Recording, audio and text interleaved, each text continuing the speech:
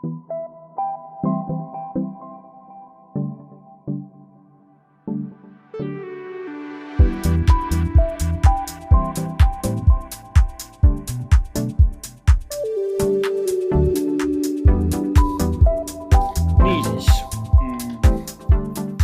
neljanda loengu sissejuhatus linnaehituse ajalukku renessans. Ja renessansi me saamegi alustada siin ühe toreda lühikese sissevaatega raamatutesse. Et arhitektuuri hakkab mõjutama üks täiesti uus meedium ja see uus meedium on raamat ja hakkab raamatute massiline kirjutamine ja massiline trükkimine. Gutenberg, kes leiutab trükikunsti, kas me Gutenbergist oleme rääkinud ja tema peegelkarpidest? Väga huvitav lugu on Gutenbergiga. Gutenberg nimelt alustas oma tegevust ja käis ja müüs väikseid karpe. Nendes karpides ja karbi sai lahti teha ja seal karbi sees oli kaas tõusis üles ja seal oli peegel. Ja müüs ta neid selleks, et palverändurid, kes käisid pühakodades vaatamas ja tohutu palju rahvast, eks ju, ligi hästi ei pääse sinna, siis tal oli selline suveniir välja mõeldud, et palverändur saab selle karbi üles tõsta ja siis peegeldab see pühalik koht või pühaku säilmed peegelduvad, selle kui ta paneb karbi kinni, siis ta viib selle pildi koju kaasa.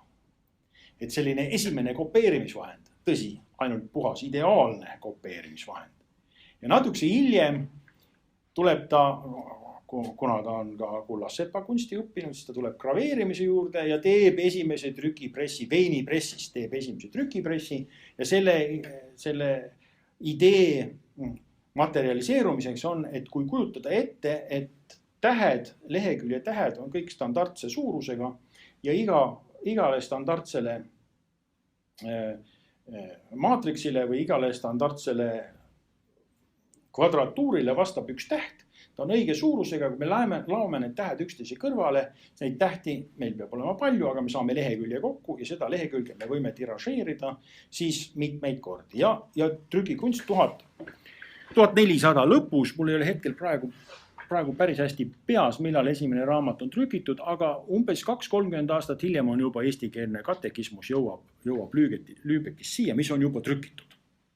Nii et ühelt poolt traktaadid, mida kirjutatakse päris suurel kogemuste varal, nii nagu Leon Battista Alberti ja Vitruvius on, eks ju, ikkagi säilinud käsikirjalistel kujudel, antakse uuesti välja, illustreeritakse uuesti, mis on ka muidugi omaette meedia nähtus, et iga ajastu joonistab sinna sellised pildid, nagu tema peab heaks. Et see tekstiga võib-olla alati ei lähe kokku, aga Vitruvius selles mõttes on nagu kogu aeg värske, et illustratsioonid, mis on tehtud, on värske käega, värskes laadis.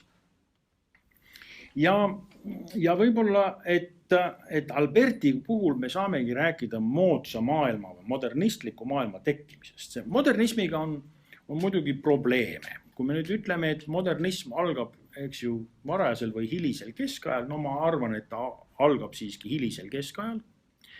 Et mis siis nagu see 500 aastat toimub, et kui me kõike seda nimetame modernismiks, siis see on nii suur üldmõiste, et meie väiksemad jaotused ja väiksemad tähelepanekud, mis vastavad nendele jaotustele, jäävad justkui kõrvale. Aga siiski, kui me vaatame eelkõige arhitektuuri seisukohalt, siis need nähtused, mis renessansis kehtestuvad arhitektuuri ja linnaehituse puhul, on tänaseni toiminud ja alles tänu digitaalsele revolutsioonile me oleme võtnud kasutusele. Teie olete võtnud kasutusele juba täiesti teistsugused vahendid. Tõsi, veel ühe jalaga meie õpetussüsteemis, olles sellest vanast maailmast kinni, on see, mida teie kasutate, siiski täiesti teistsugune kui arhitektuur ja linnaehituse tehnoloogiad, mis võetakse kasutusele renessansis. Ja Alberti kirjutab see uhke kompendiumi De Re Aedificatoria ehitamise asjast, kui me tõlgime selle täpselt eesti keelde. Inglased tõlkisid selle kohe arhitektuuriks, aga tegemist on ehitamise asjaga, ehitamise asjast siis kust välja. Et mitte kõigest me ei räägi, aga me räägime olulisest. Keegi on lugenud seda või sirvinud, lugenud vaevalt. Meil peaks olema siin Neil Leachi tõlgitud Alberti 10 raamatut arhitektuurist, nagu teda on ka eesti keelde vahel tõlgitud. See on tohutu kogu, seal on üles kirjutatud, milliseid liivasid tuleb tarvitada, milliste mörtide jaoks. See on tõeline kompendium, aga teiselt poolt on ta ka ideoloogiline ja intellektuaalne traktaat sellest, miks ja kuidas me peaksime ehitusse suhtuma. Ja sellest hetkest alates, nagu arhitektuur satubki raamatute poolt mõjutatud tarkuse voolusängi ja arhitektuuri õpingud igal pool Euroopas ikkagi on seotud nende baastekstide vaatamisega. Nüüd renessans on tõepoolest üks huvitav ajajärk ja siia alla ma olen kirjutanud üles mõningad olulised intellektuaalsed tehnoloogiad, mis kasutusele võetakse. Ja üks olulisemad, mille peale me väga vähe mõtleme, on analüütiline matemaatika. Analüütiline matemaatika on midagi muud kui geomeetriline matemaatika. Ja geomeetria, Eukleides, Platon ja sealt edasi kartograafid, eks ju, geomeetriline matemaatika on väga kõrgelt arenenud Roomas ja Kreekas. Aga analüütiline matemaatika peaaegu et puudub. Ja mis selle põhjuseks on? Numbrite süsteem, arvude representatsioon, kui me seda ütleme. Vaadake, seal keskel on siis algupärane Kreeka numbrite süsteem. Seda on väga huvitav vaadata. Kreeklastel on siis 1, 2, 3, 4, 5, 6, 7, 8, 9 ja 10. Roomlastel on natuke see teistmoodi. Neil on 4 on 5 ümber, eks ju. 4, 5, 6 moodustavad ja 7, ühe terviku 8, 9 on juba midagi muud. Ja Egiptuse süsteemist kahtlemata Kreeka süsteem tuleb.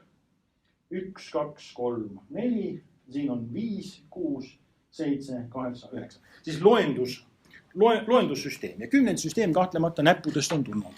Aga kuna kõik need on positsionaalsed, no nagu ütleme jäigalt positsionaalsed ja numbri positsioon, numbri märgi ja arvu positsioon läheb kokku numbri terviku positsiooniga, siis on seda väga raske algebraliselt ringi kirjutada ja kes sellega hakkama saavad, on muidugi India ja Araabia matemaatilised süsteemid. Ja araablased võtavad selle üle hindudelt.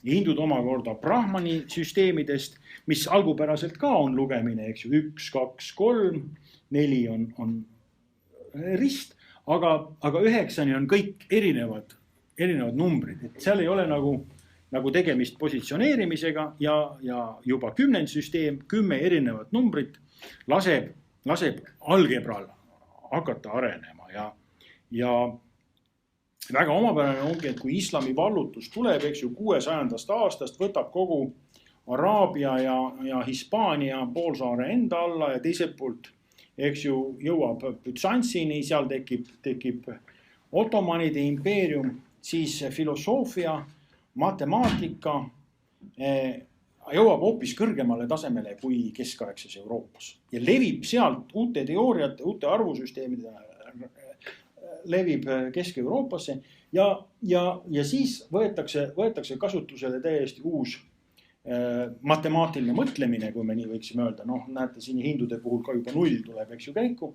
Ja see võimaldab algebraliselt mõelda ja asju kirjeldada abstraktselt, mis omakorda toob kaasa mehaanilise maailma täpsuse kirjeldamise. See, mis Galileo Galilei teeb, eks ju, kirjeldab liikumist matemaatiliselt väga täpselt. Newton kirjeldab liikumist matemaatiliselt väga täpselt. Ja sellega tekib geomeetrilise maailma kõrvale analüütiline arvutuslik maailm ja me võime öelda, et me siseneme geomeetrilisest antiiksest ruumist, siseneme abstraktsesse kartesiaanlikku ruumi, mis on valitsetud 3 tasapinna poolt, 3 koordinaadiga on võimalik kirjeldada kogu mehaanikat ja kogu ruumi, milles see mehaanika toimib.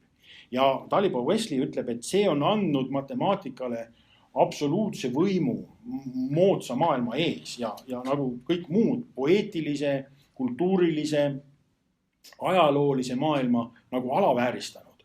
Kusjuures matemaatika iseenesest ei ole teadus, vaid ainult kirjeldamisviis, aga selline kirjeldamisviis, mis võimaldab mõtlemisel jõuda hoopis teistsuguste tulemusteni. Ja ta ütleb, et matemaatika annab sellise metafüüsilise usu sellesse, et me võime maailma väga täpselt kirjeldada ja väga täpselt ka mõista tänu sellele, et me suudame teda nii täpselt kirjeldada. Aga siis Dalibor Wesley tuleb tagasi ja mina nagu olen taga nõus ja toetan teda, aga lisaks sellele on ka veel poeetilised väärtused maailmas, mis tegelikult annavad tähenduse paljudele mehaaniliselt kirjeldatavatele nähtustele, milleks võib arhitektuuri taandada kui lihtsustatud käsitluse ruumi kirjeldamisest ja ruumi konstruktsiooni kirjeldamisest. Nii et mida rohkem ma sellele mõtlen, seda võib olla, et olulisemaks võiksime me pidada Rooma numbrite asendamist hindu-araabia numbritega. Võib-olla, et on õige nimetada mitte araabia numbriteks, nagu tavapäraselt me tänaseni nimetame, aga hindu-araabia numbriteks.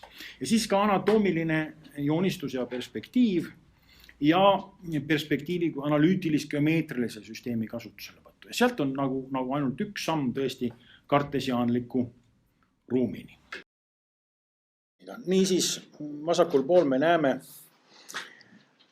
Filarete poolt tehtud ideaallinna plaani ja me vist märkisime eelmine kord ära, et see ei ole mitte lihtsalt geomeetriline harjutus, vaid seal üleval me näeme on ka näidatud, kui suure pindala ta enda alla võtab. Ja tekst ja joonised ei lähe tihtipeale kokku ja isegi selle joonise pealt on algul raske ära tunda, aga ta kirjeldab, et see on 2 ruutu, mis on teineteise suhtes diagonaali keeratud ja siis sinna ümber on tõmmatud ringjoon. Need, kus on suuremad ruutude ühenduspunktid ringjoonega on tornid ja bastionide sügavuses või müüride tagasiastes on siis väravad nimetusega porta. Tuleb siis sõnast portare, nagu me oleme vaadanud. Ja kesklinna ümber olevad tähtsad ametiasutused, kirikud, võib-olla platsid, linnavalitsuse või võimukad hooned ja siis akveduktina just nagu arkaadi peal on kujutatud, vähemalt tekstis on sellele viidatud kui kanalile, et siis transpordisüsteemiks on vesi ja tõepoolest selliseid teid nagu Rooma ajal Euroopas enam ei eksisteeri või need, mis Rooma ajal tehti, need on veel alles, kui nad on alles.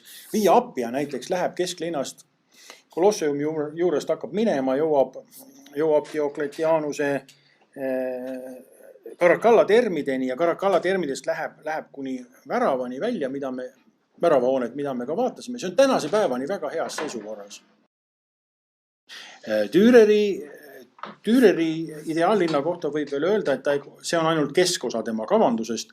Umbes 100 aastat hiljem, eks ju, või natukese vähem, teeb ta Rooma sõjaväelaagri põhimõttel ideaallinna ja ehitab sinna ümber ka bastionid ja sellel suurel joonisel on need bastionide lõiked olemas. Kui te internetist vaatate, siis viimasel ajal on palju raamatud originaalis ilmunud ja ma vist mainisin ka seda, et Düreri 4 raamatut geomeetriast on olemas, aga ka Villard de Honnequeux käsikirjad suure lahutusvõimega väga ilusti skaneeritud ja hästi vaadatavad ja detailides uuritavad joonised, et kui teil parasjagu midagi teha ei ole, mis on vähe tõenäoline, siis olge lahked ja vaadake. Kas me Palma Nuova jõudsime läbi vaadata?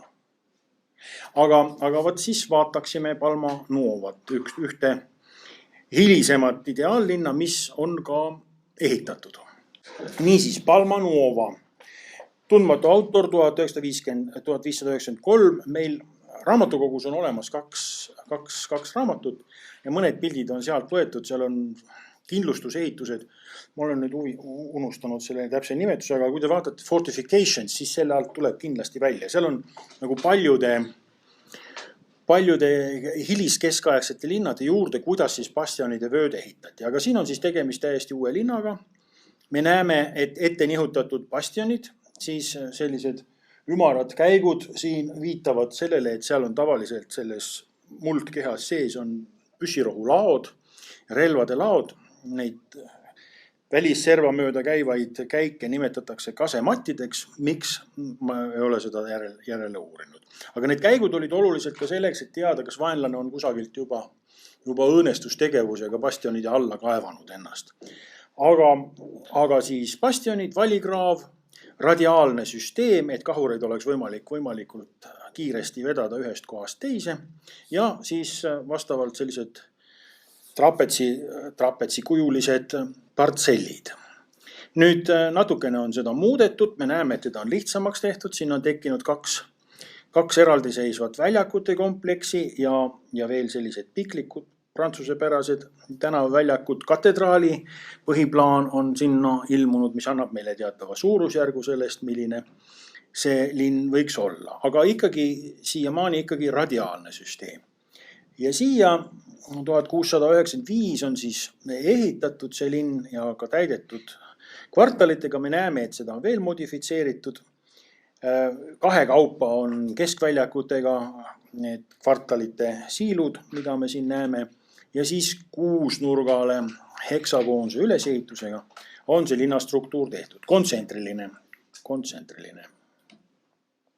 Ja lõpuks 1851 oli siis ta kõik valmis ehitatud nende juurde ehitatud niinimetatud eelkindlustustega või ette nihutatud kindlustustega bastionide vööd, mis siis olid selleks, et alguses sai sealt tulistama hakata.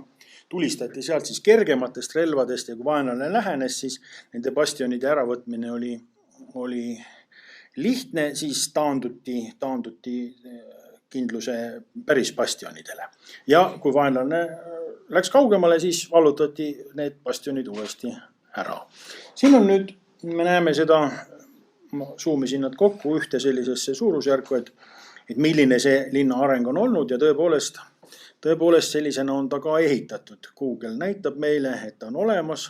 Siin on mõned suuremad ehitused juurde tehtud, aga põhimõtteliselt siis ikkagi sõjakindlus ja kasarmulinn. Et suures osas sõjaväelisele eesmärgile tehtud linn. Seal ma ei ole käinud. Ma ei oska selle kohta midagi täpsemalt öelda, aga Neuf-Brissac, mille on teinud üks kõige kuulsamaid sõjaväelinnakute projekteerijaid Vauban, kelle nimi oli nii kuulus, et teda püüti igal pool värvata üle Euroopa, on tõesti teinud siis Elsassi piiri ääres sellise linna, mida kutsutakse Neuf-Brissac. Ja siin me näeme, et siin on nüüd kokku sünteesitud siis ortogonaalne kvadratuur ja teiselt poolt siis bastionide süsteemile omapärane polügonaalne hulknurk, ehk mis siin siis peaks olema 8 nurk, oktagoonse põhiplaaniga. Ja tõepoolest seal ma olen käinud. See on, kohe te näete ka neid pilte, tõeliselt nukker koht, väga romantilises, eks ju. Alsassi viinamarja väljad, seal ümberringi on sellised saksa külad, räägitakse ikka veel siiamaani saksa keelt ja pahatahtlikud inimesed on märkidele kleepinud väiksed kleepsud, mille peale on kirjutatud Im Elsass, siis mitte Alsass, vaid Elsass. Elsass-Lothring, nagu te mäletate ajaloost, eks ju, pärast esimest maailmasõda mille pärast see maailmasõda ka puhkes, läks prantslaste kätte ja prantslased on selle võimu seal maksma pannud, aga saksakeelne elanikkond on ikka veel seal. Ja kui te Alsassi veini ostate, siis teate, et need on natukese magusamad kui Prantsuse valged veinid, sellepärast et need on saksa kultuurist tulenevad. Sellised romantilised linnad on seal ümberringi. Eks isegi Tallinna vanalinn jääb neile alla. Ja siis sõjaväelinn sellisel kujul, see on selle sõjaväelinna peaväljak, kelle keskel on oktagoonne purskkaev, mis on turu ajal lilli täis pandud, siis selline kaunis jõhker katedraal ja seal ümber 2-korruseline kasarmulinn. Välja näeb ta siis selline. Sinna on kindlasti maju juurde ehitatud ja mis mulle jäi täiesti arusaamatuks olid lihahinnad. Umbes 3 aastat tagasi juba sealiha oli 40 eurot kilogramm, ma ei tea, mis selle põhjustus, aga vahemärkusena siis selle õudse linnastruktuuri juurde ka kõrged hinnad. Et meenutab mis tahes hästi korraldatud sõjaväelinnakut või sõjaväeküla ja siit paistab Vauban'i muuseum, mis on ühtlasi ka bastionidest väljapääsuks väravaehitus. Kui me läheneme sellesse muuseumisse, seal on üks selline väike uks. No, me näeme, et see on juba vahetult enne seda, kui bastionide vööldid, eks ju, ka moest ära läksid ja siin on veel raudustega on ta suletud. Ja ümber linna siis selline bastionide vöönd ette nihutatud kindlustustega. Me näeme siin bastionide müüritise alumised küljed on kõvasti trellitatud, sealt oli võimalik tulistada. Nii et kui vaenlane pääses piisavalt lähedale juba, siis see vallikraav, mis siin ei olnud vett täis, vaid oli lihtsalt madalam ruum, muutus selliseks lõksuks, kus siis risttulega juba väiksematest tulirelvadest oli võimalik vaenlast hävitada.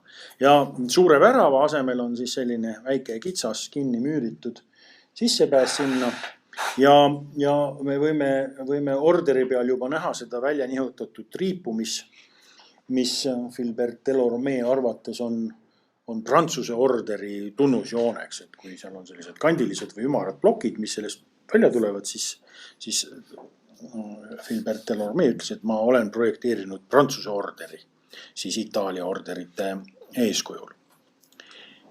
Nii et siis selline kindluslinn ja tänase päevani, eks ju, on säilinud, sinna pääseb küll nüüd autoga sisse, aga vallikäärud igal pool, me näeme need teed, mis tulevad, on eks ju pööratud, et sa ei saa nagu otse sõita või otse läbi marssida, seal on eelkindlustused, mis kaitsevad nende teede eest. Selline Neuf Brissac, siin on turuplats.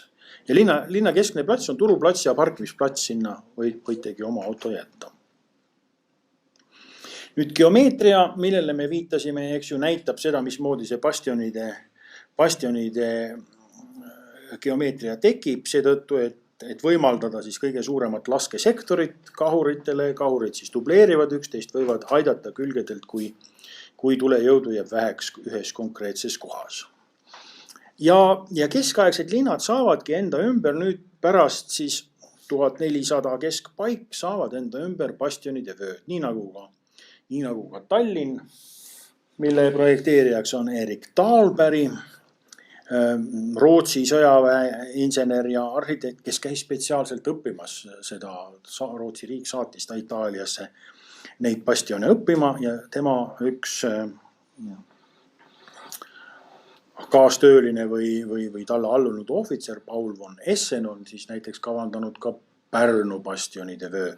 Nii et siin meile tuntud Luka, täiesti keskselt siis Rooma laagri põhiplaani järgi, aga nüüd vastavalt looduslikele tingimustele on siia ümber tekkinud siis polügonaalne bastionide vöö. Ja me näeme ikkagi nende bastionide puhul, need nurgad, mis ei vaja teravat, need on tehtud ümarad ja teised siis vastavalt laskesektoritele siis ka teravnurgad ja ette nihutatud bastionide vöö, nii nagu igal pool mujal.